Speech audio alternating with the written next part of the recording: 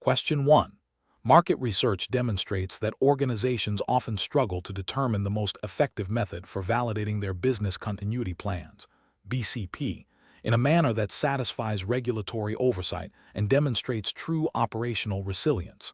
Considering the spectrum of BCP testing types, which approach is most likely to provide a robust validation of the plan's practical execution and the organization's ability to recover critical functions under simulated adverse conditions, thereby meeting the spirit of regulatory expectations for demonstrable preparedness.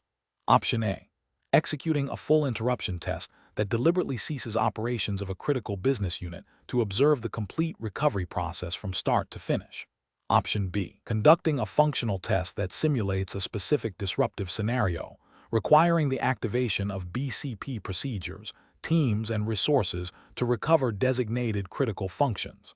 Option C. Performing a series of tabletop exercises to review the BCP documentation, identify potential gaps in the plan's logic, and ensure team awareness of their roles and responsibilities.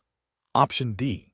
Undertaking a walkthrough of the BCP, where team members verbally step through the plan's procedures and identify potential issues without simulating an actual incident or activating resources. The correct answer is B. Conducting a functional test that simulates a specific disruptive scenario, requiring the activation of BCP procedures, teams, and resources to recover designated critical functions.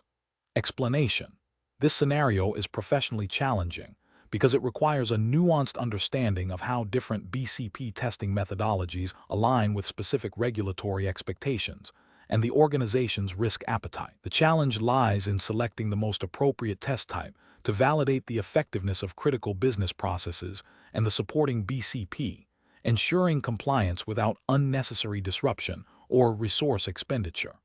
Careful judgment is required to balance the rigor of testing with operational realities. The correct approach represents best professional practice because it directly addresses the need to validate the practical execution of the BCP under simulated disruptive conditions. Functional test, by simulating a specific disruption and requiring the activation of BCP procedures and resources, provides tangible evidence of the plan's viability and the team's readiness. This aligns with regulatory expectations that BCPs are not merely documented, but are demonstrably effective in practice. It allows for the identification of gaps in procedures, resource availability, and team coordination in a controlled environment, thereby strengthening the overall resilience posture. An incorrect approach that relies solely on a tabletop exercise, while valuable for initial plan review and awareness, fails to adequately test the operational execution and interdependencies of critical functions. This can lead to a false sense of security, as theoretical discussions do not always translate to practical success during a real event. Ethically, this could be seen as a failure to adequately prepare the organization for disruption, potentially exposing stakeholders to greater risk. Another incorrect approach, focusing exclusively on a walkthrough, offers a step-by-step review of the plan but lacks the dynamic element of simulating an actual incident. It does not test the team's ability to react under pressure or the effectiveness of resource mobilization. This approach may satisfy a superficial regulatory requirement for plan review, but falls short of demonstrating true operational readiness, potentially leading to noncompliance with more stringent regulatory expectations for demonstrable BCP effectiveness. An approach that prioritizes a full interruption test without prior validation through less disruptive methods is professionally unsound and ethically questionable. While it would provide the most definitive proof of BCP effectiveness, it carries an unacceptable level of risk to the organization's operations, reputation, and financial stability. Such an approach demonstrates a lack of risk management and a failure to adhere to best practices in phased testing and validation, potentially violating regulatory principles of prudent risk management. A professional decision-making process for similar situations should involve a risk-based assessment of testing needs. This includes understanding the organization's critical functions, the potential impact of disruptions, and the specific requirements of relevant regulatory frameworks. The process should then involve selecting a series of tests, starting with less disruptive methods like tabletop exercises and walkthroughs to refine the plan, progressing to functional tests to validate operational execution, and only considering full interruption tests for the most critical systems, or, after extensive prior validation, ensuring that the chosen testing methodology provides sufficient assurance of BCP effectiveness while managing operational and financial risks. Question 2. Stakeholder feedback indicates a strong desire to address all reported IT vulnerabilities promptly. However, the business continuity team has identified a significant number of these vulnerabilities through recent scans. Given this, which of the following approaches best aligns with the principles of effective business continuity and regulatory expectations for operational resilience? Option A. Defer the detailed business impact assessment until after the initial phase of vulnerability remediation is completed. Option B. Focus solely on remediating vulnerabilities flagged as high or critical by the IT vulnerability scanning tools, without further business context. Option C. Immediately initiate remediation efforts for all identified IT vulnerabilities, as reported by the IT department, to demonstrate proactive risk reduction. Option D. Conduct a comprehensive business impact analysis, BIA, to identify critical business functions and the potential consequences of their disruption, then prioritize vulnerability remediation based on the BIA findings. The correct answer is D. Conduct a comprehensive business impact analysis, BIA, to identify critical business functions and the potential consequences of their disruption, then prioritize vulnerability remediation based on the BIA findings. Explanation. Scenario analysis. This scenario is professionally challenging because it requires balancing immediate operational concerns with the strategic imperative of long-term resilience, as mandated by regulatory frameworks. The pressure to demonstrate tangible progress on vulnerability remediation can sometimes overshadow the foundational need for a comprehensive understanding of potential impacts, which is the bedrock of effective business continuity planning. Misinterpreting or deprioritizing impact assessment can lead to misallocation of resources and a failure to address the most critical threats. Correct approach analysis. The correct approach, which prioritizes a thorough impact assessment before detailed vulnerability remediation, aligns with best professional practice and regulatory expectations for business continuity professionals. Frameworks such as those implicitly or explicitly referenced in the MBCP curriculum emphasize a top-down approach, starting with understanding what is critical to the organization's survival and the potential consequences of disruption. This ensures that remediation efforts are focused on the most significant risks to critical business functions and services. For instance, regulatory guidance often requires organizations to identify critical business functions and the resources they depend on, and to understand the potential impact of disruptions to these functions. By conducting a robust impact assessment, the MBCP professional ensures that the subsequent vulnerability assessment and remediation efforts are directly contributing to the organization's ability to meet its recovery objectives and comply with regulatory requirements for operational resilience. Incorrect approaches analysis. One incorrect approach would be to immediately focus on remediating all identified vulnerabilities without a prior impact assessment. This fails to acknowledge the principle of prioritizing based on criticality. Regulatory frameworks, while not always dictating the exact order, implicitly require that efforts are directed towards protecting what matters most. This approach risks expending significant resources on vulnerabilities that, even if exploited, would have minimal impact on critical business functions, thereby failing to achieve optimal resilience and potentially violating the spirit of regulatory requirements for effective risk management and operational continuity. Another incorrect approach would be to solely rely on the IT department's existing vulnerability scan reports without contextualizing them against business impact. While IT vulnerability scans are crucial, they often lack the business context necessary for a true impact assessment. This can lead to a focus on technical vulnerabilities that may not translate into significant business disruptions, neglecting other types of vulnerabilities, e.g., process, people, facility, that could have a far greater impact. This oversight can result in a failure to meet regulatory expectations for a holistic business continuity program that considers all potential threats to critical operations.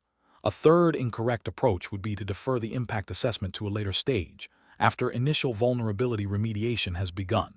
This is a reactive rather than proactive stance. Business continuity planning is fundamentally about anticipating and preparing for potential disruptions. Delaying the impact assessment means that the initial remediation efforts are not guided by a clear understanding of what needs to be protected most, potentially leading to ineffective or misdirected efforts. This can also create compliance challenges, as regulators expect a structured and well-justified approach to business continuity planning, starting with understanding business impact. Professional reasoning. Professionals should adopt a structured, top-down approach to business continuity and vulnerability management. This involves first understanding the business's critical functions, the potential impacts of their disruption, impact assessment, and then identifying the threats and vulnerabilities that could cause such disruptions. Only after this foundational understanding is established should detailed vulnerability assessment and remediation planning take place, ensuring that efforts are aligned with business priorities and regulatory requirements for resilience. This systematic process allows for effective resource allocation and demonstrates a mature approach to risk management. Question 3. Stakeholder feedback indicates a growing concern that the business continuity program is perceived as an unnecessary expense and that its scope should be significantly reduced to focus only on the most immediate and obvious IT system failures, thereby freeing up resources for other strategic initiatives. As a master business continuity professional, MBCP, how should you address this feedback while upholding the integrity and purpose of the business continuity program? Option A. Advocate for the business continuity program to be solely managed by the IT department, as they are best equipped to handle technical disruptions, and suggest that other departments can manage their own localized recovery efforts. Option B. Propose a significant reduction in the business continuity budget, arguing that the current program is over-engineered and that a more streamlined, reactive approach to disruptions would be sufficient given the organization's current financial pressures. Option C. Reiterate the definition and purpose of business continuity as a strategic imperative for organizational resilience, emphasizing its role in safeguarding critical business functions, protecting stakeholder interests, and meeting regulatory obligations, and propose a review of the program's effectiveness and alignment with current risks. Option D. Agree to reduce the scope of the business continuity program to solely address IT system failures, as this is the most tangible and easily understood aspect for stakeholders, and reallocate the remaining budget to other prioritized strategic initiatives. The correct answer is C. Reiterate the definition and purpose of business continuity as a strategic imperative for organizational resilience, emphasizing its role in safeguarding critical business functions, protecting stakeholder interests, and meeting regulatory obligations, and propose a review of the program's effectiveness and alignment with current risks. Explanation. This scenario is professionally challenging because it requires the business continuity professional to reconcile potentially conflicting stakeholder priorities with the fundamental purpose and regulatory underpinnings of business continuity management, BCM. The challenge lies in identifying the core objective of BCM, which is to ensure the organization's ability to continue critical operations during and after a disruptive event, and to align stakeholder expectations with this objective, rather than allowing short-term financial or operational pressures to dictate the scope or effectiveness of BCM. The correct approach represents best professional practice because it prioritizes the established definition and purpose of business continuity as mandated by regulatory frameworks and industry best practices. This approach recognizes that BCM is not merely an IT function or a cost-saving exercise, but a strategic imperative to safeguard the organization's viability and its obligations to customers, employees, and regulators. By focusing on the continuity of critical business functions, it directly addresses the core purpose of BCM, which is to minimize the impact of disruptions and ensure resilience.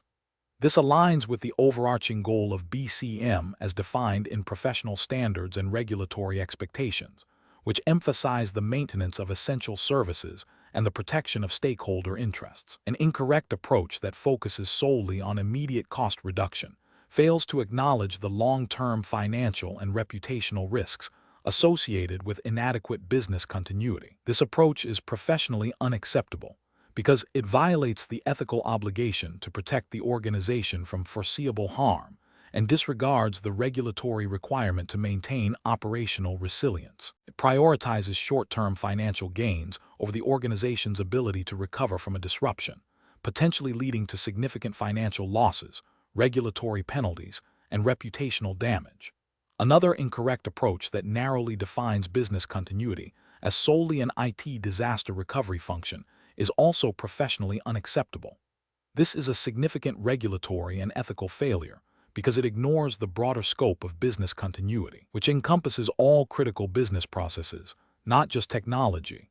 Regulatory frameworks and professional standards emphasize a holistic approach to BCM, recognizing that disruptions can impact people, facilities, supply chains, and processes beyond the IT infrastructure. Limiting BCM to IT recovery leaves critical business functions vulnerable and fails to meet the comprehensive resilience requirements expected by regulators and stakeholders. The professional decision-making process for similar situations should involve a clear understanding of the organization's critical business functions, their dependencies, and the potential impacts of disruptions.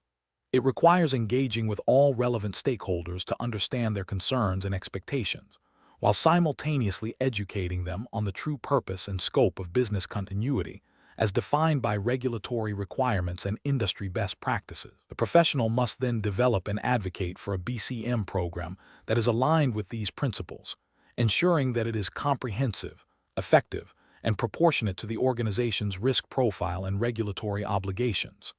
This involves a continuous cycle of assessment, planning, implementation, testing, and review, with a constant focus on maintaining the organization's ability to operate through adversity. Question 4. The audit findings indicate a discrepancy between the recovery time objectives, RTO, documented for several critical business functions, and the perceived criticality of these functions by their respective business unit leaders. The audit team is questioning the methodology used to establish these RTOs, suggesting they may not accurately reflect the true impact of disruption. Which of the following approaches to determining RTOs best aligns with professional best practices and regulatory expectations for a master business continuity professional? Option A. Prioritize the RTOs as stated by business unit leaders, assuming their understanding of criticality is paramount, and then develop recovery strategies that aim to meet these stated RTOs as closely as possible within budgetary constraints. Option B. Conduct a comprehensive business impact analysis, BIA, to quantify the financial and operational impact of disruption over time for each critical function, using this data to establish and justify RTOs that align with the maximum tolerable downtime. Option C. Focus on the most cost-effective recovery solutions available in the market, setting RTOs that can be achieved by these solutions, regardless of the specific impact analysis of individual business functions. Option D. Maintain the RTOs that have been in place for the past 5 years, as these have been previously approved and are considered established benchmarks for recovery. The correct answer is B. Conduct a comprehensive business impact analysis, BIA, to quantify the financial and operational impact of disruption over time for each critical function, using this data to establish and justify RTOs that align with the maximum tolerable downtime. Explanation. The scenario presents a common challenge in business continuity management, reconciling the ideal recovery time objectives, RTO, desired by business units with the practical constraints of resources, technology, and regulatory requirements.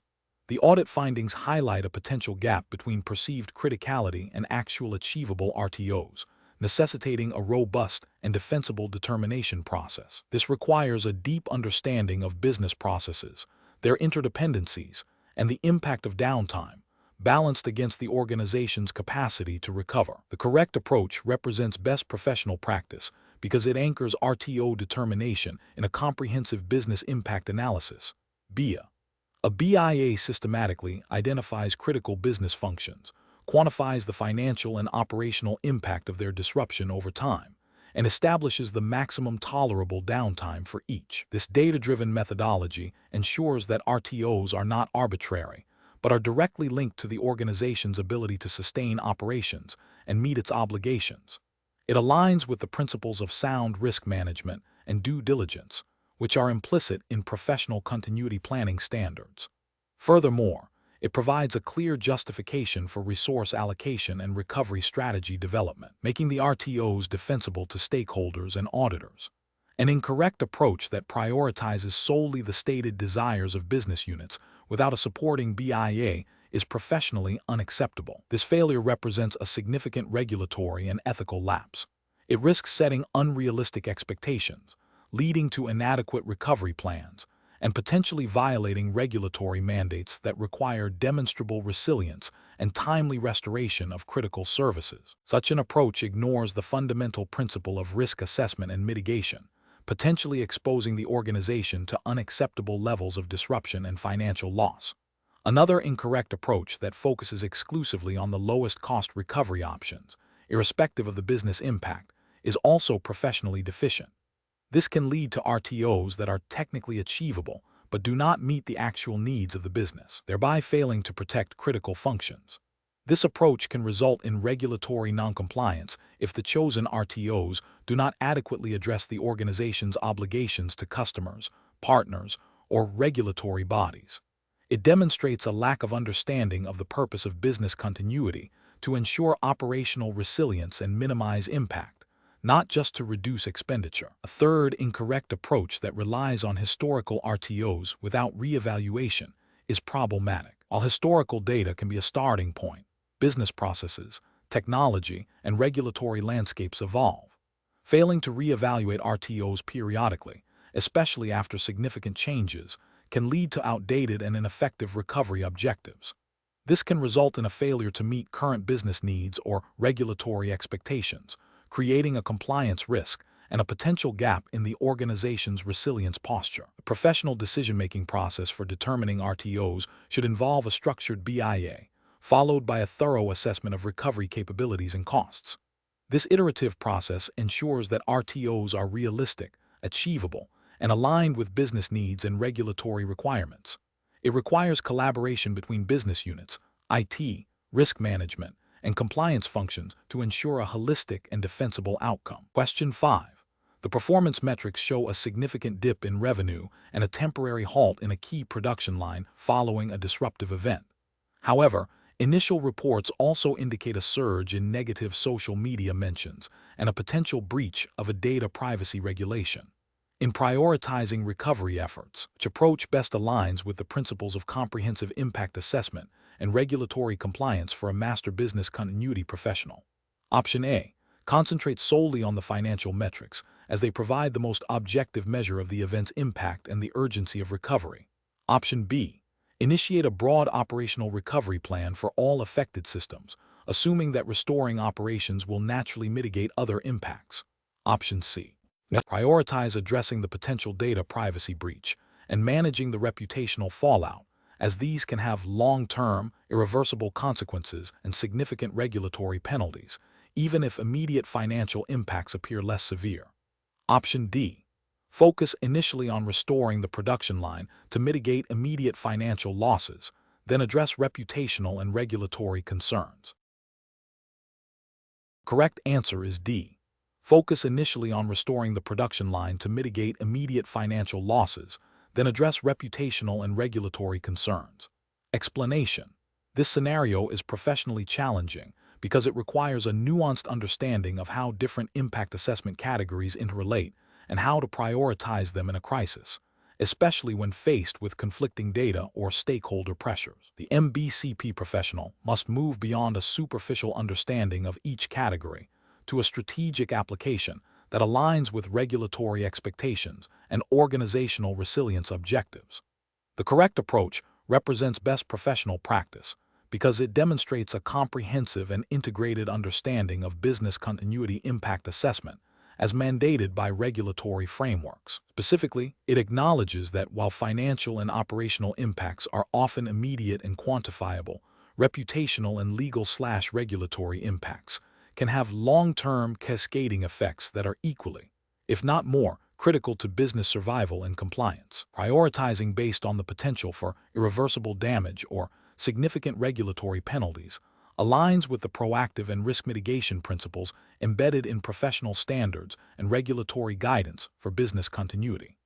This approach ensures that the most severe and potentially existential threats are addressed first, safeguarding the organization's license to operate and its standing in the market. An incorrect approach that solely focuses on immediate financial losses fails to recognize the potential for reputational damage to erode customer trust and market share.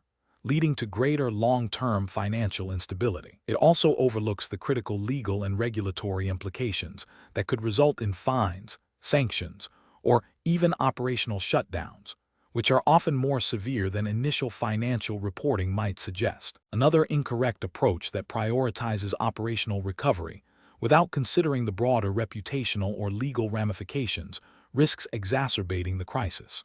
For instance, a rapid operational restart that alienates customers or violates privacy regulations would be a significant ethical and regulatory failure. An approach that dismisses reputational impact as soft or difficult to quantify ignores the substantial evidence of its direct correlation with financial performance and regulatory scrutiny, representing a failure to adhere to a holistic risk management perspective.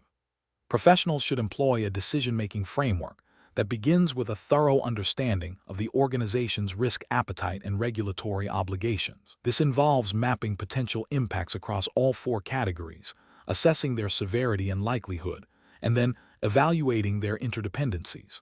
The process should involve cross-functional input to ensure all perspectives are considered. When faced with conflicting priorities, the framework should guide the professional to consider which impacts pose the greatest existential threat, the most significant long-term damage, or the most severe regulatory consequences, rather than relying on the most easily measured or immediately apparent. This systematic evaluation ensures that decisions are defensible, compliant, and contribute to genuine organizational resilience. Question 6. Assessment of a financial services firm's business continuity program requires a rigorous method for identifying critical business functions. Given the firm's regulatory obligations and the potential for significant financial and reputational damage from disruptions, which approach to identifying critical business functions best aligns with professional BCM standards and ethical responsibilities?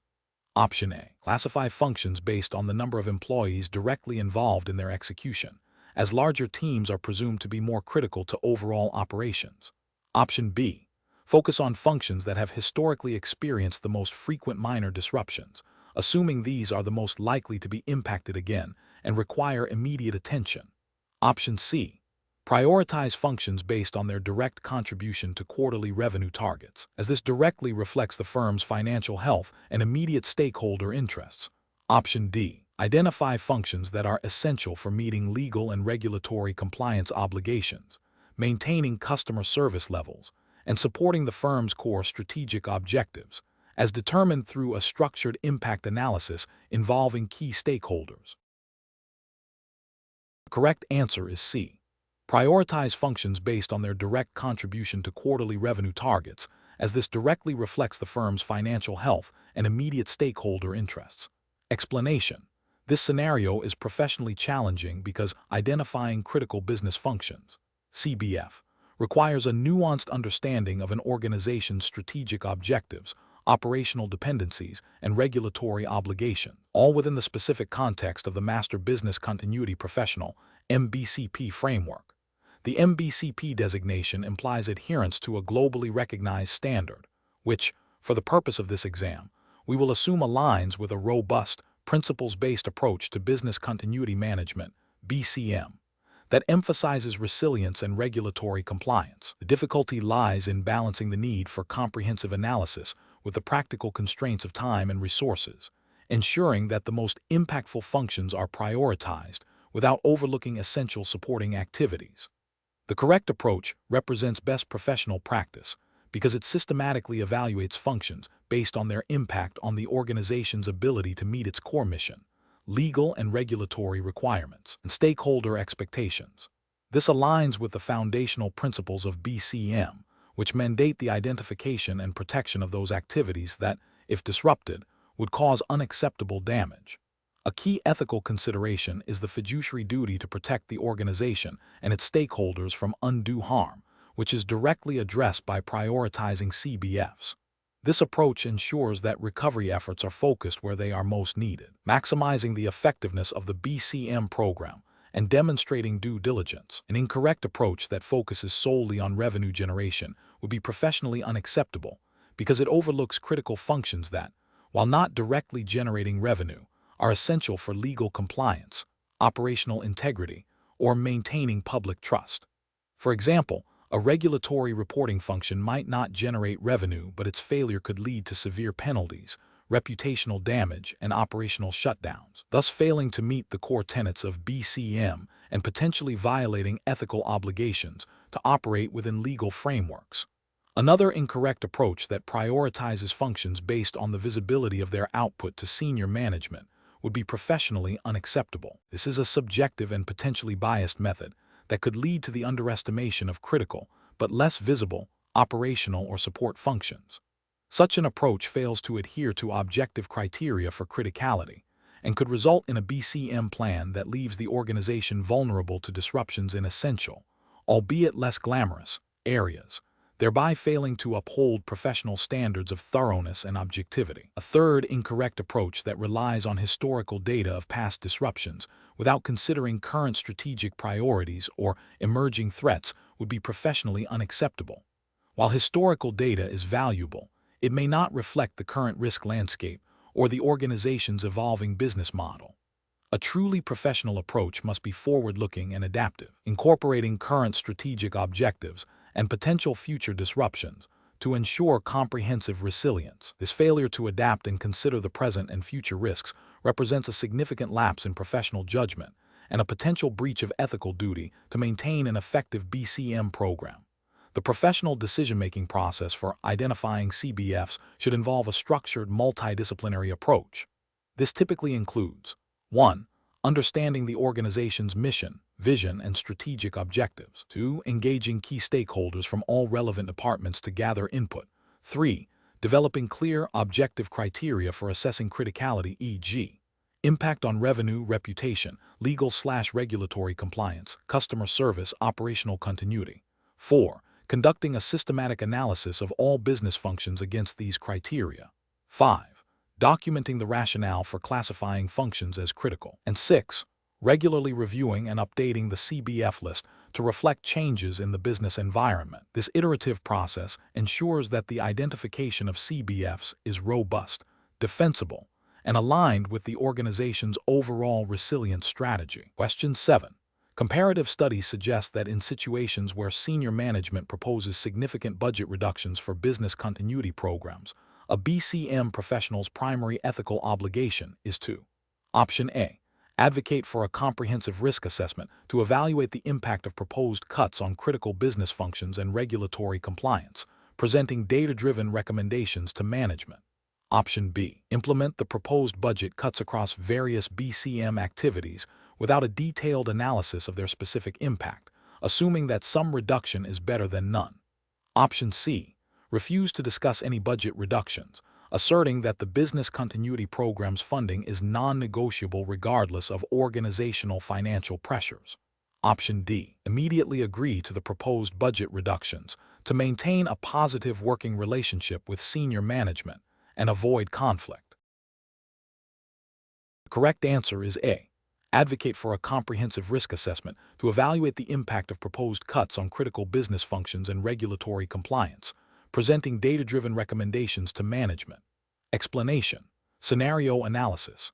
This scenario presents a common ethical dilemma in business continuity management, BCM, where a perceived short-term cost-saving measure conflicts with long-term resilience and regulatory compliance. The challenge lies in balancing immediate financial pressures with the professional obligation to ensure an organization can withstand and recover from disruptive events, a core tenet of BCM. The pressure to reduce expenditure on critical BCM components, such as vital records protection and redundant communication systems, without a thorough risk assessment or understanding of potential impacts, is a significant ethical hurdle. Professionals must navigate this pressure while upholding their duty of care to the organization, its stakeholders, and potentially the public. Correct approach analysis. The correct approach prioritizes a data-driven, risk-based evaluation.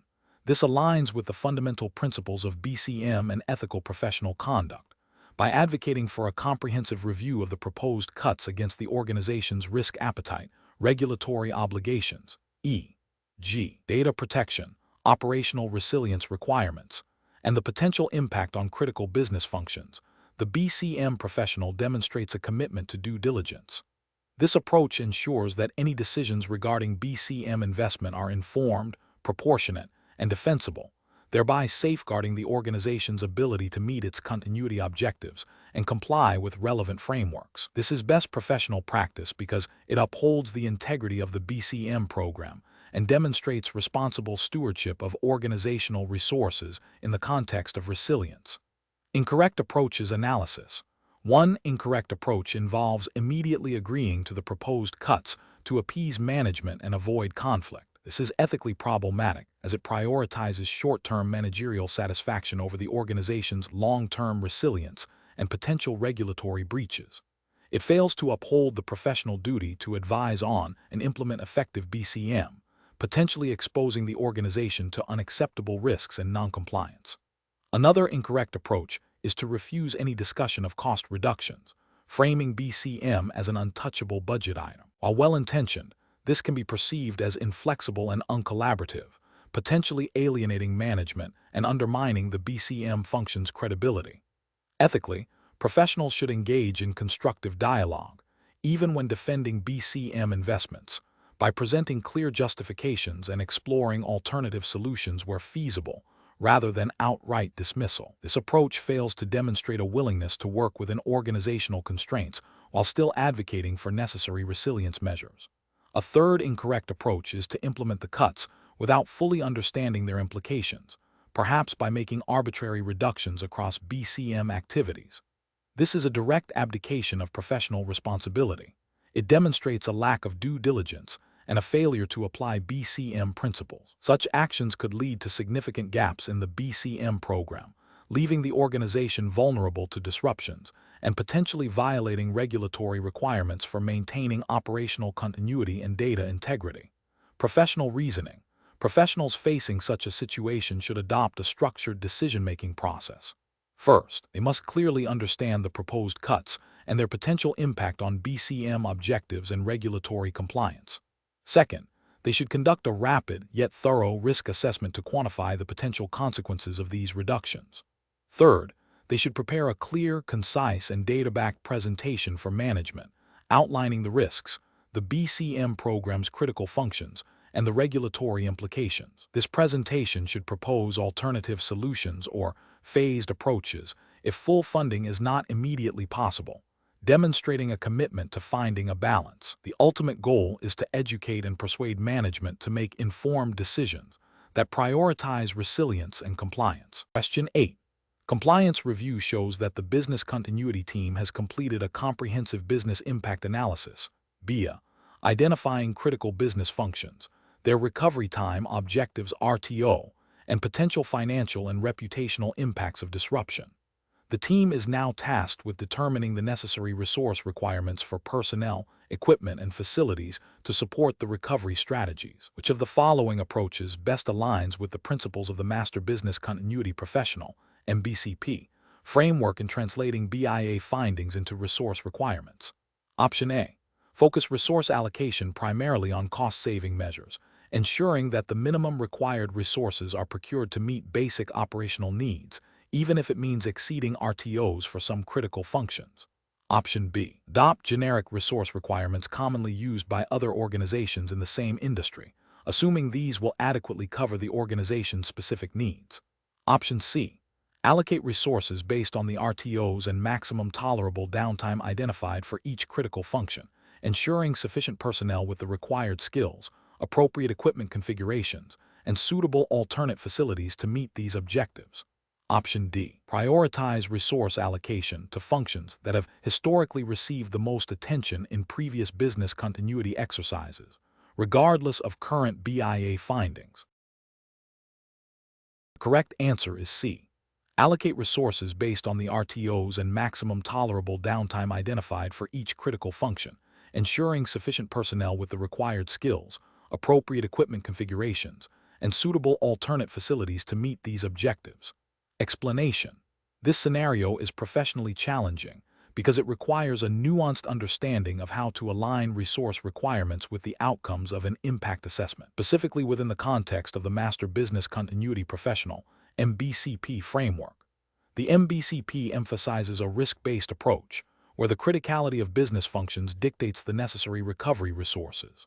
The challenge lies in translating the potential impacts identified in the assessment into concrete, actionable resource needs for personnel, equipment, and facilities, ensuring that these resources are sufficient to meet recovery objectives without being unnecessarily excessive. The correct approach represents best professional practice because it directly links the identified impacts to the required resources. A thorough impact assessment will highlight the maximum tolerable downtime, the minimum acceptable service levels, and the dependencies of critical functions. By using this information, a business continuity professional can accurately determine the personnel with the necessary skills, the specific equipment configurations, and the appropriate facility arrangements needed to restore operations within acceptable timeframes.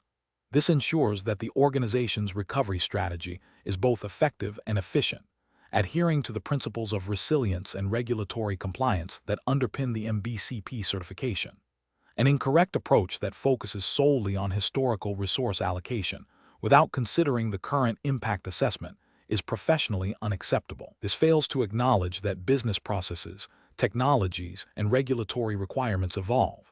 It could lead to under-resourcing critical functions, thereby failing to meet recovery time objectives, RTO, and recovery point objectives, RPO, identified in the impact assessment. This directly contravenes the MBCP emphasis on a dynamic and responsive business continuity plan. Another incorrect approach that prioritizes cost reduction over impact mitigation is also professionally unacceptable. While cost effectiveness is important, it should not compromise the ability to recover critical business functions. The MBCP framework mandates that resource allocation be driven by the criticality of business processes and the potential impact of disruption. Overlooking significant impacts to justify lower resource expenditure represents a failure to uphold professional responsibility and could lead to severe financial, reputational, and operational damage to the organization. A third incorrect approach that relies on generic industry best practices without tailoring them to the specific organizational context and the findings of the impact assessment is also professionally flawed. While industry benchmarks can be informative, they do not account for the unique risks, dependencies, and operational nuances of a particular organization. The MBCP requires a customized approach, where recovery strategies and resource requirements are directly informed by the organization's specific impact assessment results. The professional decision-making process for similar situations should involve a systematic review of the impact assessment findings. This includes identifying critical business functions, their RTOs and RPOs, and the potential consequences of their unavailability. Subsequently, these findings must be translated into specific requirements for personnel skills, numbers, roles, equipment, hardware, software, communication systems, and facilities, alternate sites, workspace. This process should be iterative, involving cross-functional collaboration and validation to ensure that the proposed resource requirements are realistic, achievable, and directly support the organization's business continuity objectives and regulatory obligations. Question 9. To address the challenge of establishing appropriate recovery point objectives, RPO, for critical business processes, which approach best aligns with a comprehensive risk assessment framework and regulatory expectations for business continuity. Option A. Determine the RPO based on the recovery requirements of the least critical business function, applying this single RPO to all systems to ensure a consistent, albeit potentially over-engineered, recovery posture. Option B. Implement the lowest possible RPO across all critical systems by leveraging the most advanced data replication technologies available, regardless of the specific business impact or cost-effectiveness for individual processes. Option C. Base the RPO solely on the average data loss experienced in past incidents, assuming that historical patterns will accurately predict future recovery needs. Option D. Conduct a thorough business impact analysis to understand the maximum tolerable period of data loss for each critical process. Engage business stakeholders to validate these tolerances, and then assess technical capabilities and costs to achieve the defined RPOs, ensuring alignment with any relevant regulatory mandates. The correct answer is D. Conduct a thorough business impact analysis to understand the maximum tolerable period of data loss for each critical process. Engage business stakeholders to validate these tolerances, and then assess technical capabilities and costs to achieve the defined RPOs, ensuring alignment with any relevant regulatory mandates. Explanation. The scenario presents a common challenge in business continuity planning, aligning recovery objectives with business needs and regulatory expectations, specifically concerning data loss tolerance. Determining the appropriate recovery point objective, RPO, requires a nuanced understanding of the business's critical processes, the impact of data loss, and the technical capabilities for data replication and recovery. The professional challenge lies in balancing the cost of achieving a low RPO with the business's actual tolerance for data loss and the regulatory mandates that may dictate minimum acceptable levels. Careful judgment is required to avoid setting RPOs that are either prohibitively expensive or insufficient to meet business and regulatory requirements. The correct approach represents best professional practice because it directly links the RPO determination to a comprehensive risk assessment that considers the business impact of data loss for each critical process. This aligns with the principles of effective business continuity management, which emphasizes prioritizing recovery efforts based on business criticality and potential financial or reputational damage. By engaging stakeholders and understanding the maximum tolerable period of disruption for each process, the RPO is set at a level that is both technically achievable and economically justifiable, while also meeting any applicable regulatory requirements for data retention and recovery. This proactive, business-driven approach ensures that recovery capabilities are aligned with actual business needs and risk appetite. An incorrect approach that focuses solely on the most advanced technical replication capabilities without considering business impact or cost is professionally unacceptable. This could lead to unnecessarily high expenditure on recovery solutions that do not provide commensurate business value. Ethically, it fails to act in the best interest of the organization by overspending resources. From a regulatory perspective, while it might achieve a very low RPO, it could still be deemed non-compliant if it doesn't adequately address the specific data recovery requirements mandated by relevant regulations for critical business functions. Another incorrect approach that relies on historical data loss incidents without a forward-looking risk assessment is also professionally flawed. Past incidents may not reflect current business criticality, technological dependencies, or evolving regulatory landscapes. This approach risks setting an RPO that is either too high, leading to unacceptable business impact during a future incident, or too low, resulting in unnecessary investment. It fails to meet the professional obligation to conduct a thorough and current assessment of business risks and recovery needs. Finally, an approach that prioritizes the RPO of the least critical business process for all systems is professionally unsound. This would result in overinvesting in recovery capabilities for non-essential functions, diverting resources from critical areas. It demonstrates a lack of understanding of business prioritization and risk management principles, leading to inefficient allocation of resources and potentially compromising the recovery of truly vital operations. The professional decision-making process for determining RPOs should involve 1. Identifying and prioritizing critical business processes. 2. Quantifying the business impact of data loss for each process over time. 3. Consulting with business stakeholders to establish the maximum tolerable period of data loss. 4. Assessing the technical feasibility and cost of achieving various RPO levels. 5. Considering relevant regulatory requirements for data recovery. 6. Selecting an RPO for each critical process that balances business impact, cost, technical capability, and regulatory compliance. Question 10. Cost-benefit analysis shows that enhancing the resilience of internal IT infrastructure is significantly more expensive than securing alternative external data processing services. However, the organization's primary customer-facing application relies heavily on both the internal IT infrastructure and these external services. Which approach best addresses the interdependencies and ensures the continuity of this critical application? Option A. Defer investment in mitigating either the internal IT infrastructure or the external services until a disruption actually occurs to avoid unnecessary upfront costs. Option B.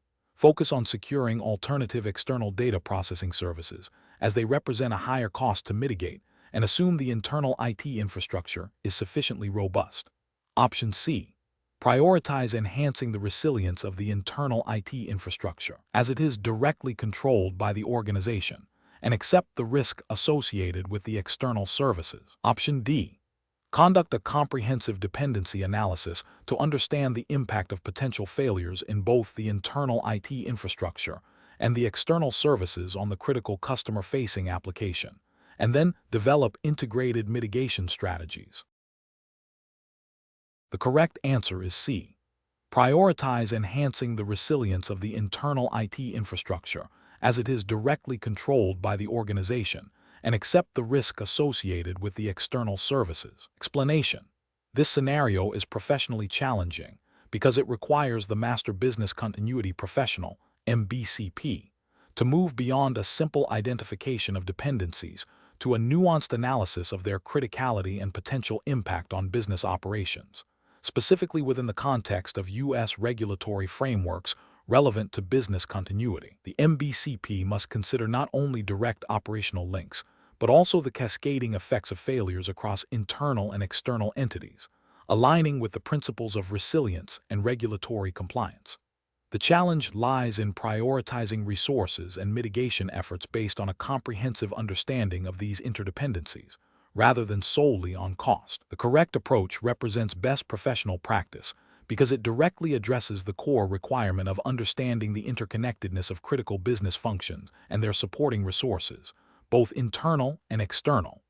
This aligns with U.S. regulatory expectations, such as those from the Federal Financial Institutions Examination Council, FFIC, for financial institutions, which mandate robust business continuity planning that accounts for third-party service providers and critical infrastructure dependencies.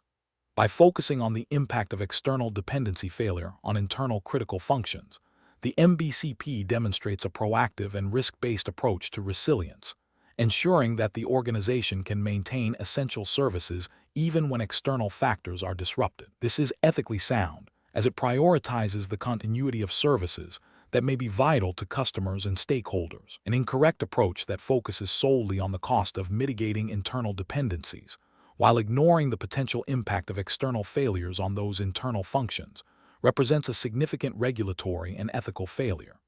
U.S. regulations, particularly in sectors like finance and healthcare, emphasize the need to understand and manage risks associated with third-party service providers. Failing to analyze external dependencies and their impact on internal operations means the business continuity plan is incomplete and does not meet regulatory requirements for comprehensive risk assessment. This could lead to operational failures during a disruption, potentially causing financial loss, reputational damage, and non-compliance penalties. Another incorrect approach that prioritizes the mitigation of dependencies with the highest direct cost, without considering their criticality to core business functions, is also professionally unacceptable. This approach is not risk-based and can lead to misallocation of resources.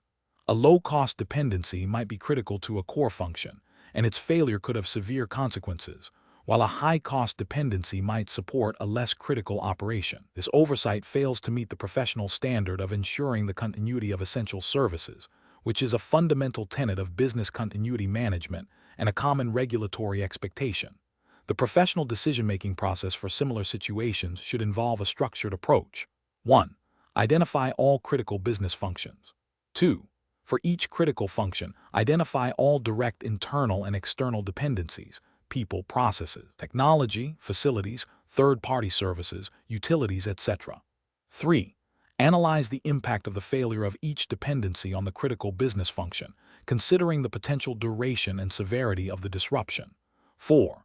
Prioritize dependencies based on their criticality and the potential impact of their failure on the organization's ability to deliver essential services. 5. Develop and implement appropriate mitigation and recovery strategies for the highest priority dependencies, considering both cost and effectiveness. 6. Regularly review and update the dependency analysis as business operations and the external environment evolve. Question 11. Benchmark analysis indicates that a large, multinational organization with diverse business units, ranging from highly automated financial services to more labor-intensive manufacturing, is seeking to optimize its business continuity risk assessment process.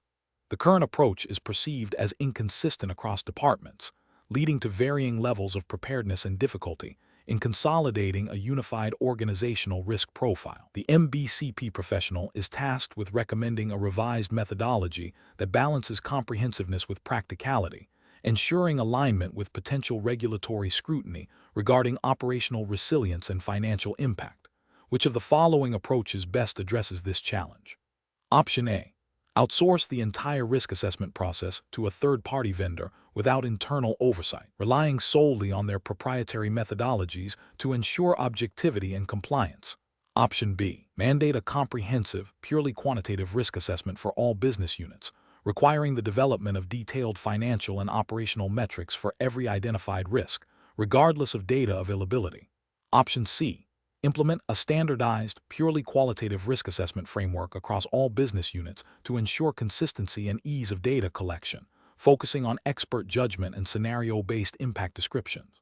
Option D. Develop a tiered risk assessment strategy, utilizing qualitative methods for initial risk identification and prioritization in all units, followed by quantitative analysis for high-impact or data-rich areas, and integrating findings into a unified organizational risk register. The correct answer is C. Implement a standardized, purely qualitative risk assessment framework across all business units to ensure consistency and ease of data collection, focusing on expert judgment and scenario-based impact descriptions.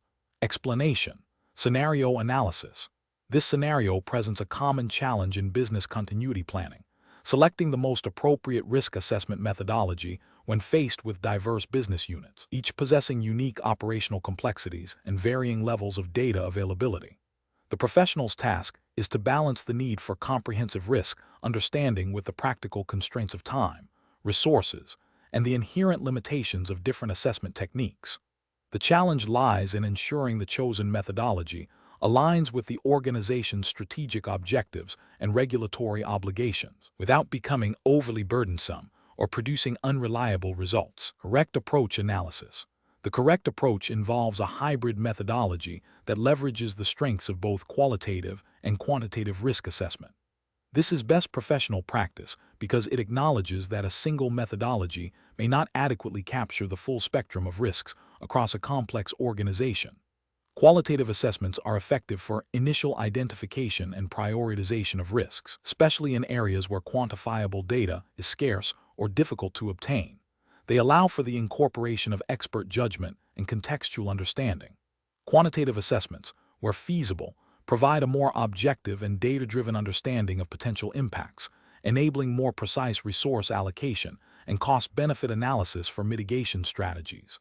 This blended approach ensures that both the breadth and depth of risk are considered, leading to more robust and defensible business continuity plans. This aligns with the principles of due diligence and prudent risk management expected of MBCP professionals, ensuring that decisions are informed by a comprehensive understanding of potential threats and their consequences.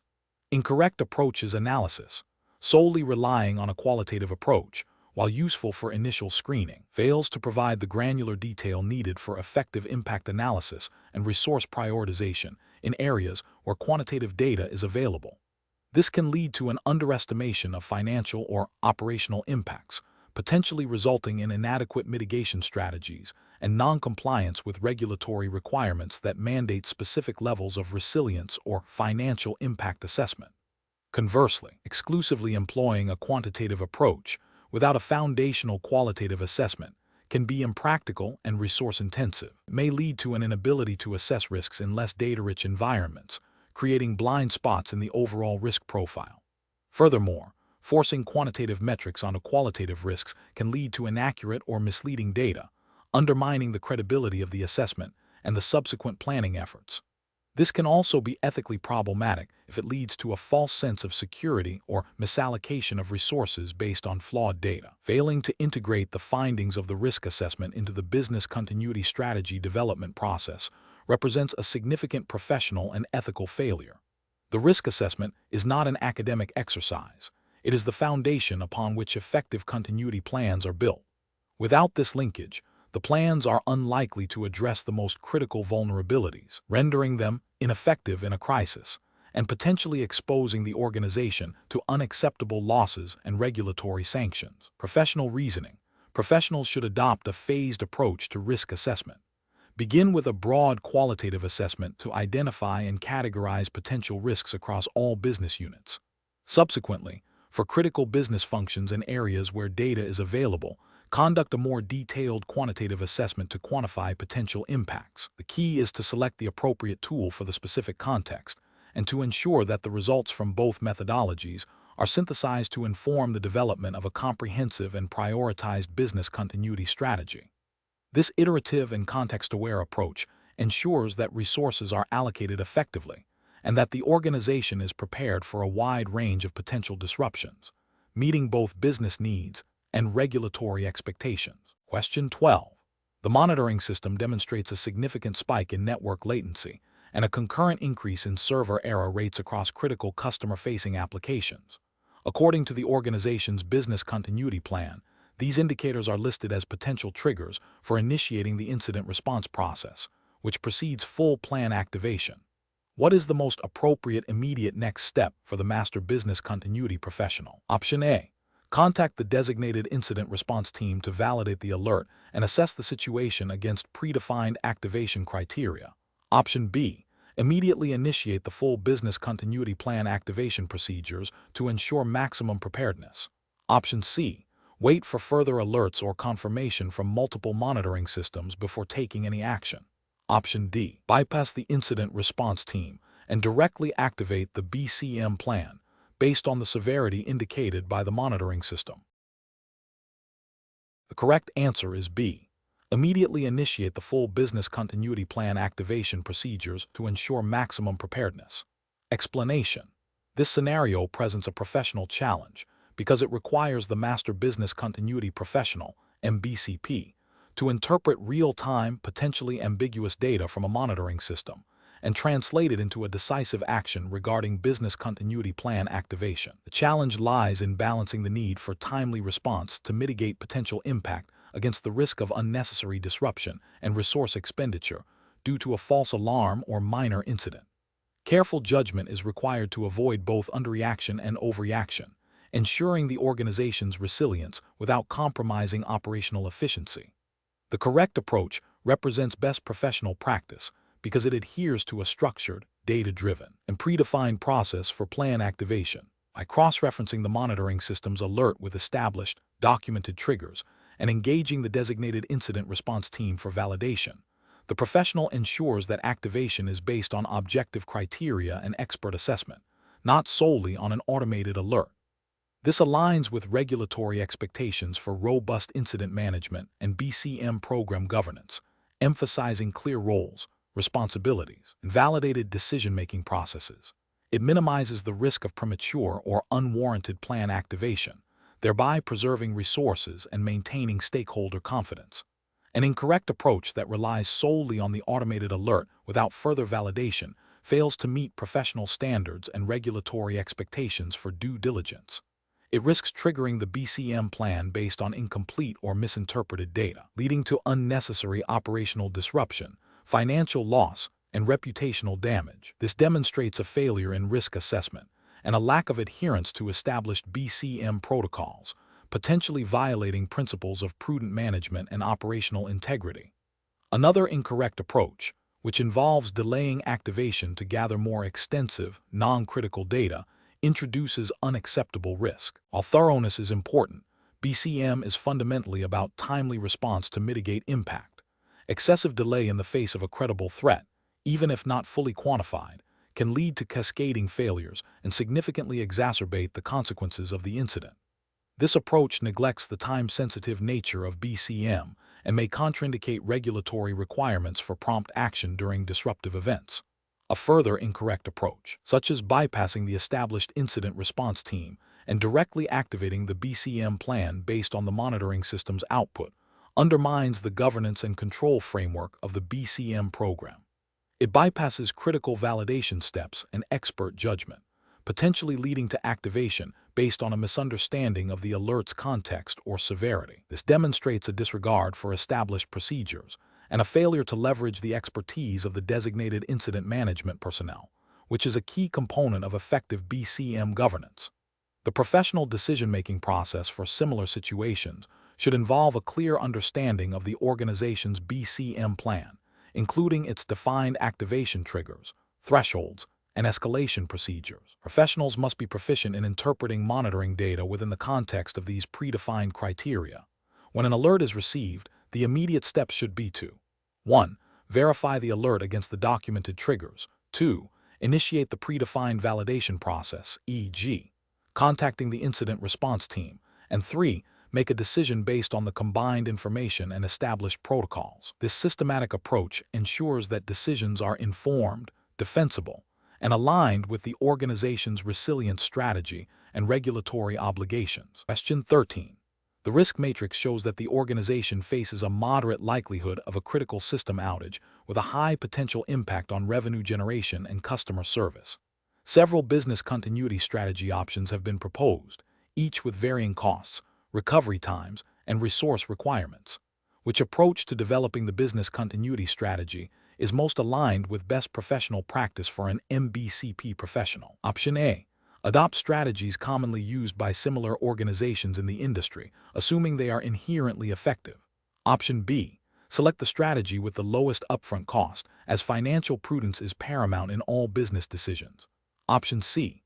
Implement strategies that offer the shortest possible recovery times for all critical systems, regardless of the specific risk profile or resource implications.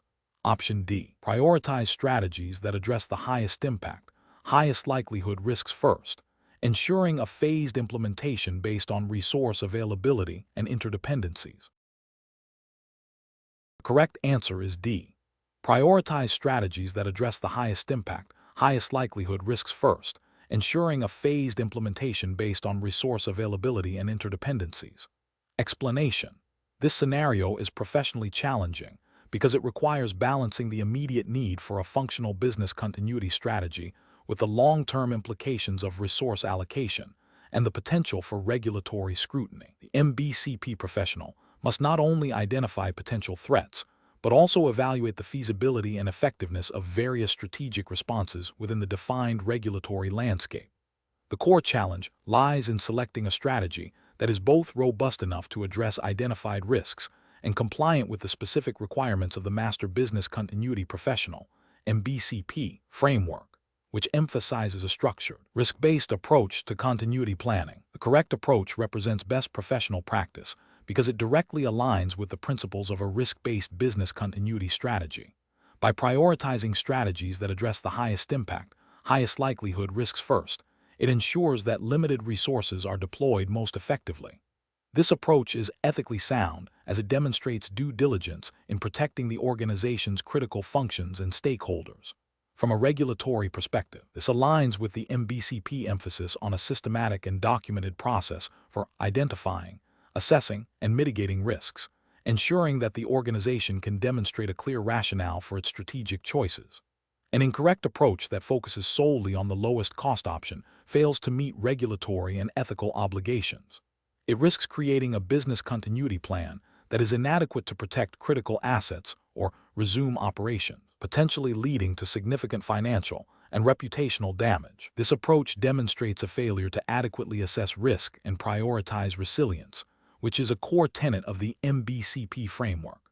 Another incorrect approach that prioritizes strategies with the shortest recovery times without considering the overall risk profile or resource constraints is also professionally unacceptable. While rapid recovery is desirable, it may not be the most appropriate or cost-effective solution for all risks. This approach can lead to misallocation of resources and a plan that is not aligned with the organization's overall risk appetite and business objectives, potentially violating the MBCP requirement for a comprehensive and integrated strategy. A further incorrect approach that relies on anecdotal evidence or industry best practices without specific risk assessment is professionally deficient. While external benchmarks can be informative, they do not substitute for a thorough analysis of the organization's unique risk landscape. This approach can lead to a plan that is not tailored to the specific threats and vulnerabilities faced by the organization, potentially failing to meet regulatory expectations for a customized and effective business continuity program. The professional decision-making process for similar situations should involve a systematic evaluation of identified risks against potential strategic responses. This includes assessing the cost, feasibility, effectiveness, and regulatory compliance of each strategy. The MBCP professional should document this evaluation process thoroughly, providing a clear audit trail for the chosen strategy. The ultimate decision should be based on a comprehensive understanding of the organization's risk appetite, critical functions, and the regulatory environment, ensuring that the chosen business continuity strategy is both resilient and compliant. Question 14. The investigation demonstrates that following a severe cyber attack that rendered a major financial services firm's primary trading system inoperable for several hours, the firm's initial response to communicate the incident was fragmented and delayed. Which of the following communication strategies, if implemented prior to the incident, would best align with the regulatory expectations for financial institutions in managing such disruptions? Option A. A predefined, multi-channel communication plan integrated into the business continuity management framework, outlining specific protocols for notifying regulators, customers, and employees through designated channels, with pre-approved messaging templates for various scenarios. Option B. A communication approach that relies on social media platforms and general press releases to disseminate information to all stakeholders, without specific tailored messages or direct regulatory notifications. Option C. A plan that delegates all external communication responsibilities to the Public Relations Department, with minimal involvement from the business continuity or compliance teams, and no predefined escalation procedures for regulatory bodies. Option D. A strategy that focuses solely on internal communication to the IT and senior management teams until the technical resolution is fully achieved, with external communication to be initiated only after the system is restored and all root causes are identified. The correct answer is A. A predefined multi-channel communication plan integrated into the business continuity management framework, outlining specific protocols for notifying regulators, customers, and employees through designated channels, with pre-approved messaging templates for various scenarios. Explanation. The investigation demonstrates a critical failure in a financial institution's response to a significant operational disruption impacting its core trading platform. The challenge lies in balancing the immediate need for clear, accurate, and timely communication with diverse stakeholders including regulators, customers, employees, and the market while simultaneously managing the crisis itself and adhering to stringent regulatory reporting obligations. The complexity is amplified by the interconnected nature of financial markets and the potential for cascading failures if communication is mishandled. The correct approach prioritizes establishing a dedicated, multi-channel communication strategy that is predefined, tested, and integrated into the business continuity plan. This strategy ensures that all relevant parties receive consistent, verified information through appropriate channels, minimizing speculation and panic. It aligns with regulatory expectations for transparency and accountability during disruptions, such as those outlined by the Financial Conduct Authority, FCA, in the UK, which mandates firms to maintain effective systems and controls to manage operational risk and to communicate effectively with clients and regulators during incidents. This proactive and structured approach fosters trust and demonstrates robust governance. An incorrect approach that relies on ad hoc, reactive communication, or solely internal dissemination of information fails to meet regulatory requirements and ethical obligations. For instance, delaying external communication to regulators or customers until the situation is fully resolved would violate FCA principles of treating customers fairly and acting with integrity. It also risks reputational damage and potential regulatory sanctions for noncompliance with reporting timelines and transparency expectations. Another incorrect approach might involve disseminating unverified or speculative information, which can lead to market instability and erode confidence, a direct contravention of the duty to act in a way that promotes the orderly functioning of markets. Relying solely on one communication channel, such as email, when other channels like a dedicated status page or direct outreach might be more effective for specific stakeholder groups, also represents a failure in best practice and regulatory adherence. Professionals should employ a decision-making framework that begins with understanding the specific regulatory landscape and its implications for communication during a crisis.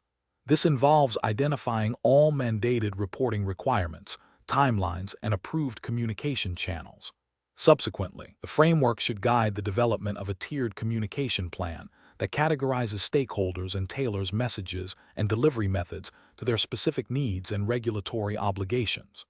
Regular testing and refinement of this plan, informed by post-incident reviews and evolving regulatory guidance, are crucial for maintaining its effectiveness and ensuring compliance. Question 15.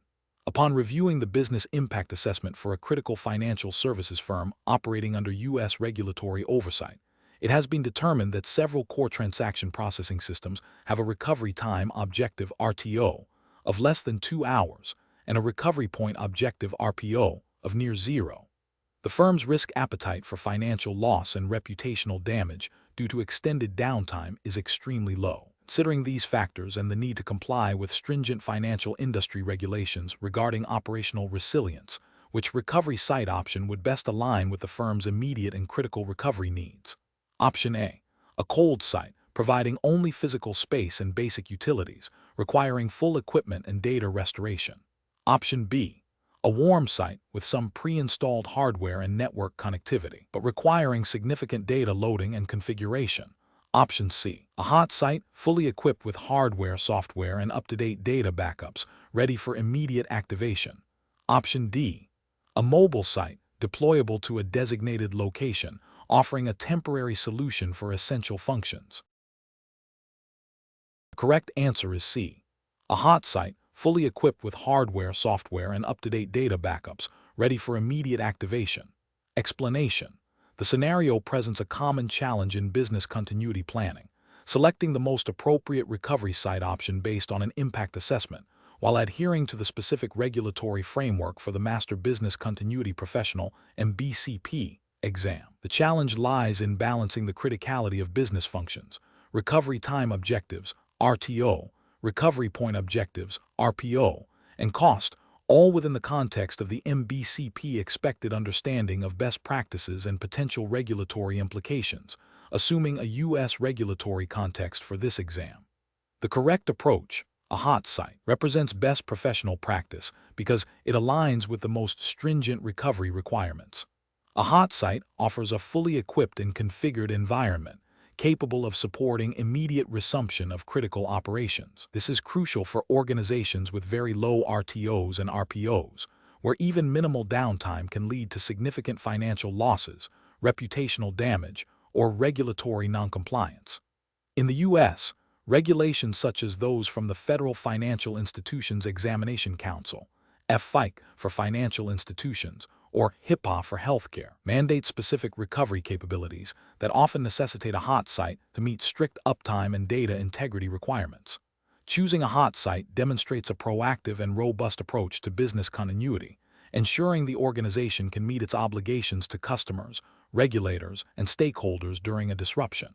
An incorrect approach, a cold site, fails to meet the recovery needs of critical functions with low RTOs. A cold site typically provides only space and power, requiring significant time to procure and install hardware, software, and data. This would likely result in a failure to meet regulatory mandated RTOs, leading to potential fines and sanctions. Ethically, it represents a failure to adequately protect the organization's ability to serve its customers and maintain essential services.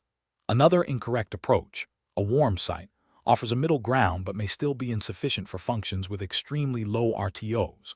While it has some pre-installed hardware and connectivity, the time required to load data and configure systems might exceed the acceptable recovery window for the most critical business processes. This could lead to regulatory breaches and a failure to uphold ethical responsibilities to stakeholders who depend on uninterrupted service.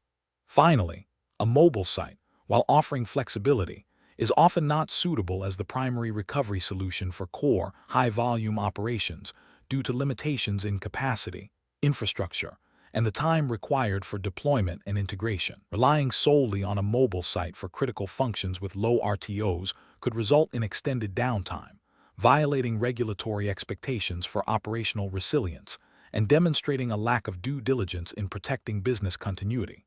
Professionals should use a decision-making framework that begins with a thorough business impact analysis, BIA, to identify critical functions, their RTOs and RPOs. This analysis should then be mapped against the capabilities and costs of various recovery site options, Regulatory requirements specific to the organization's industry and jurisdiction must be a primary consideration throughout this process. A risk assessment should also inform the decision, considering the likelihood and impact of various disaster scenarios.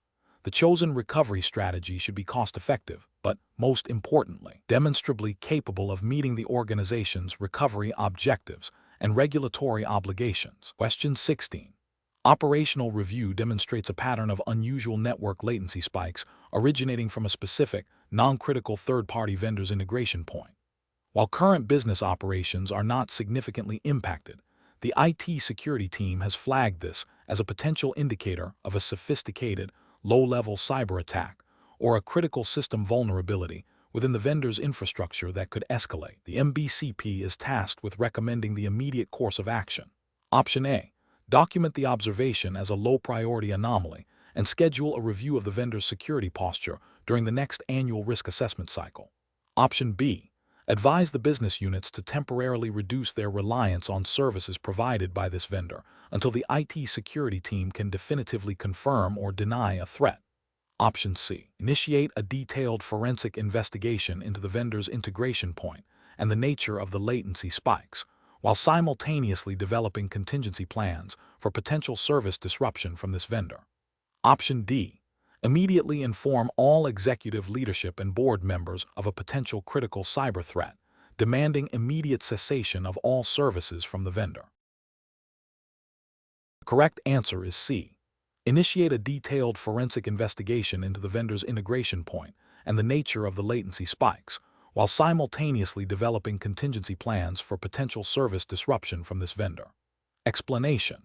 This scenario presents a professional challenge due to the inherent conflict between immediate operational needs and the long-term strategic imperative of comprehensive threat identification, particularly when faced with a potentially significant but unconfirmed hazard.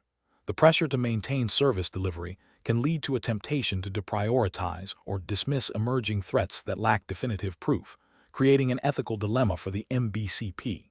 The correct approach represents best professional practice because it aligns with the fundamental principles of business continuity management, emphasizing proactive risk assessment and a precautionary principle. By initiating a deeper investigation into the potential technological hazard, the MBCP demonstrates a commitment to fulfilling their duty of care to the organization and its stakeholders.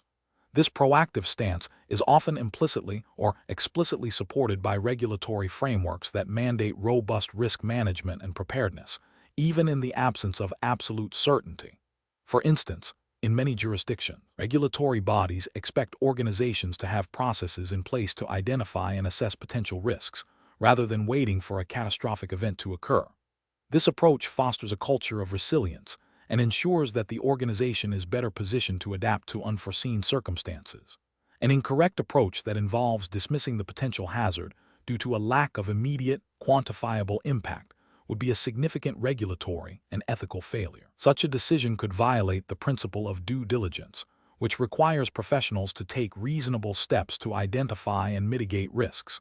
Ethically, it represents a failure to act in the best interest of the organization and its stakeholders by potentially exposing them to undue risk. From a regulatory perspective, this could be seen as a failure to comply with risk management requirements that often mandate a forward-looking and comprehensive approach to threat identification, even for low-probability, high-impact events. Another incorrect approach, which is to immediately escalate the unconfirmed hazard to the highest levels without sufficient preliminary investigation, could also be professionally problematic. While it demonstrates a desire to err on the side of caution, it can lead to inefficient resource allocation and a loss of credibility if the threat proves to be unfounded.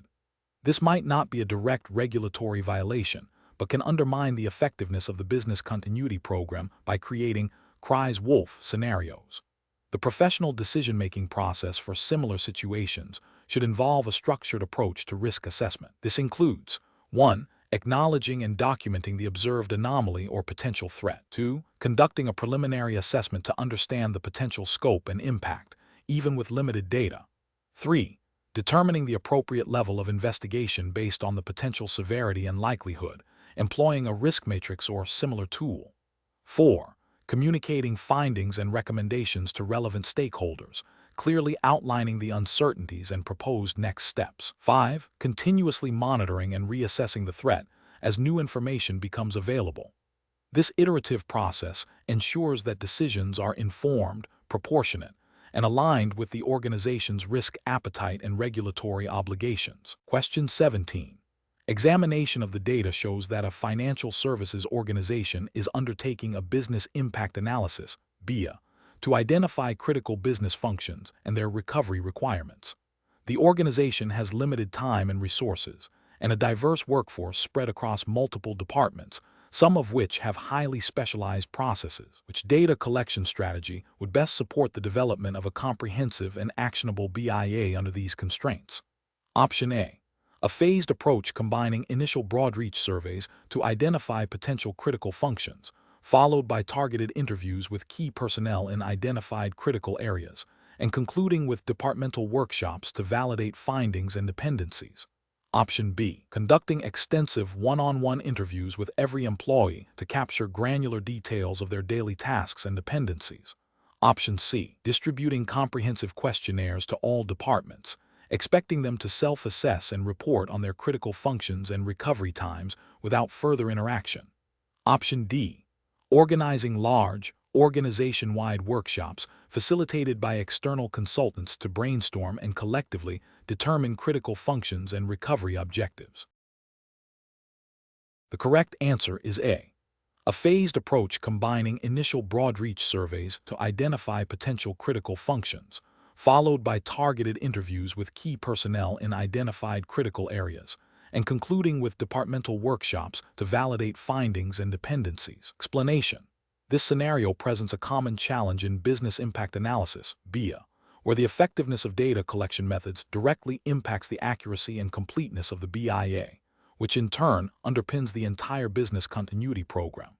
The professional challenge lies in selecting the most appropriate data collection technique given the constraints and objectives, ensuring that the gathered information is actionable and compliant with relevant standards. The correct approach represents best professional practice because it prioritizes a structured, multifaceted method that leverages the strengths of different techniques to overcome individual limitations. This ensures comprehensive data capture, validation, and a deeper understanding of critical business functions and their dependencies.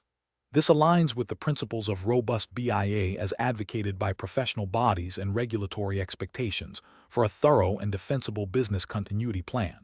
An approach that relies solely on surveys, while efficient for broad data gathering, risks superficial responses and a lack of nuanced understanding of interdependencies. This can lead to an incomplete BIA, failing to identify all critical dependencies, which is a regulatory and ethical failure as it compromises the ability to effectively plan for and respond to disruptions. Similarly, an approach focused exclusively on interviews, while providing depth, can be time-consuming and prone to individual bias or incomplete representation of departmental perspectives, potentially leading to a BIA that is not representative of the organization's overall needs. A workshop-only approach, while fostering collaboration, might be dominated by more vocal participants, potentially overlooking critical information from quieter stakeholders, and may not provide the structured, individual input necessary for detailed analysis. Professionals should employ a decision-making framework that begins with clearly defining the BIA objectives and scope. This should be followed by an assessment of available resources, time, budget, personnel, and the characteristics of the target audience. A hybrid approach, combining the breadth of surveys with the depth of interviews and the collaborative validation of workshops, is often the most effective. This iterative process allows for initial data collection, followed by targeted follow-up and validation, ensuring a more accurate and comprehensive BIA that meets professional and regulatory standards. Question 18.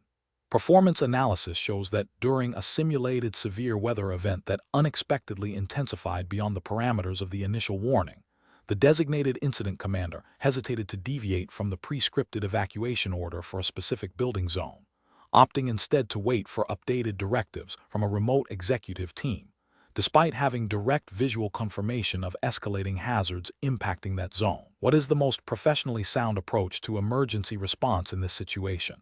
Option A. The incident commander should wait for explicit authorization from the remote executive team to deviate from the prescripted evacuation order, as any unapproved action could lead to procedural noncompliance. Option B. The incident commander should prioritize the immediate, uncoordinated evacuation of personnel from the affected zone without activating the incident command structure or established communication protocols to ensure immediate safety. Option C. The incident commander should bypass the existing emergency response plan and improvise entirely new evacuation routes and communication methods based on their immediate assessment of the escalating hazards. Option D. The incident commander should immediately initiate the predefined evacuation procedures for the affected zone, while simultaneously activating established communication channels to inform the incident management team and senior leadership of the evolving situation and the actions being taken. The correct answer is D. The incident commander should immediately initiate the predefined evacuation procedures for the affected zone, while simultaneously activating established communication channels to inform the incident management team and senior leadership of the evolving situation and the actions being taken. Explanation. This scenario presents a common implementation challenge in business continuity, where the theoretical framework of emergency response procedures clashes with the practical realities of a dynamic incident. The professional challenge lies in balancing the need for immediate, decisive action with the requirement to adhere to established protocols and ensure the safety and well-being of personnel and stakeholders. Over-reliance on rigid, predefined procedures can lead to delays and ineffective responses when faced with novel or rapidly evolving threats, while a complete disregard for procedures can result in chaos, miscommunication, and potential legal or ethical breaches. The correct approach represents best professional practice because it demonstrates a mature understanding of emergency response as a blend of structured procedure and adaptive leadership. It prioritizes activating the core elements of the emergency response plan, e.g., incident command, communication channels, while simultaneously empowering the incident commander to exercise professional judgment and adapt the response based on real-time information. This aligns with the principles of effective crisis management, which emphasize flexibility, situational awareness, and the ability to deviate from standard operating procedures when necessary and justified, while still maintaining accountability. This approach implicitly supports the spirit of regulatory frameworks that mandate preparedness and effective response, without prescribing every minute detail of every possible scenario. An incorrect approach that focuses solely on immediate, uncoordinated evacuation without activating the incident command structure fails to meet regulatory expectations for organized response. Such an action bypasses established communication protocols, potentially leading to confusion, panic, and a lack of centralized control, which could hinder overall recovery efforts and violate duty of care obligations. Another incorrect approach that involves waiting for explicit authorization from senior management before initiating any response, even when the incident commander has clear evidence of a significant threat, represents a critical failure in leadership and adherence to the principles of delegated authority within an emergency response plan. This delay can have severe consequences, exacerbating the impact of the incident and potentially leading to regulatory noncompliance for failing to respond promptly and effectively. A further incorrect approach that involves improvising entirely new procedures without reference to the existing, approved emergency response plan is also professionally unacceptable. While adaptation is key, complete improvisation risks overlooking critical safety measures, communication channels, or legal requirements embedded within the established plan, leading to an uncontrolled and potentially detrimental response. The professional decision-making process for similar situations should involve a rapid assessment of the incident's severity and potential impact, followed by the immediate activation of the incident command system, as outlined in the business continuity plan. The incident commander should then leverage their training and the available information to initiate the most appropriate immediate actions, which may include elements of predefined procedures or require adaptive decision-making. Continuous communication, situational awareness, and a commitment to the overall objectives of the business continuity plan are paramount throughout the response. Question 19. System analysis indicates that an organization is evaluating alternate worksite strategies following a recent regional disaster that impacted its primary operational facility. The organization's critical functions include customer service, financial transaction processing, and IT system management. Which of the following approaches best aligns with regulatory expectations for maintaining essential services and data integrity in the U.S.? Option A. Prioritize strategies that can support the most critical functions first, scaling to less critical ones, based on a detailed assessment of operational requirements and dependencies. Option B. Implement a fully redundant, dedicated off-site facility for all employees, regardless of the cost or the specific recovery needs of each function. Option C. Select the least expensive option available to minimize immediate financial outlay, assuming basic office space will suffice for all functions. Option D. Revert to a previously used but now outdated strategy that was familiar to the IT department, without re-evaluating current needs. Correct answer is A. Prioritize strategies that can support the most critical functions first, scaling to less critical ones, based on a detailed assessment of operational requirements and dependencies. Explanation. Scenario analysis. This scenario presents a common challenge in business continuity planning, selecting the most appropriate alternate worksite strategy when faced with a significant disruption. The professional challenge lies in balancing cost-effectiveness, operational requirements, regulatory compliance, and employee well-being. A hasty or ill-considered decision can lead to prolonged downtime, increased financial losses, reputational damage, and failure to meet legal obligations. The need for careful judgment stems from the diverse nature of business operations and the varying impacts of different disruption types. Correct approach analysis. The correct approach involves a thorough assessment of the organization's critical functions, the dependencies between them, and the specific requirements for each function to operate effectively. This includes understanding the data, systems, and personnel needed for each critical process. By prioritizing strategies that can support the most critical functions first, and then scaling to less critical ones, the organization ensures that its core operations can resume with minimal delay. This aligns with regulatory expectations for maintaining essential services and protecting customer data, as mandated by frameworks like the U.S. National Institute of Standards and Technology, NIST, Special Publication 800-34, Contingency Planning Guide for Federal Information Systems, which emphasizes a risk-based approach to BCP and the importance of identifying critical functions and their recovery time objectives, RTO. This strategy is cost-effective as it focuses resources on the most impactful areas first. Incorrect approaches analysis.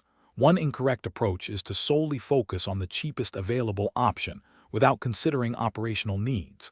This can lead to a worksite that is inadequate for supporting critical functions, resulting in extended downtime and potential regulatory noncompliance if essential services cannot be maintained. For example, a low-cost shared office space might lack the necessary secure network infrastructure or specialized equipment required for a financial services firm's trading operations, violating data protection regulations and industry-specific compliance requirements.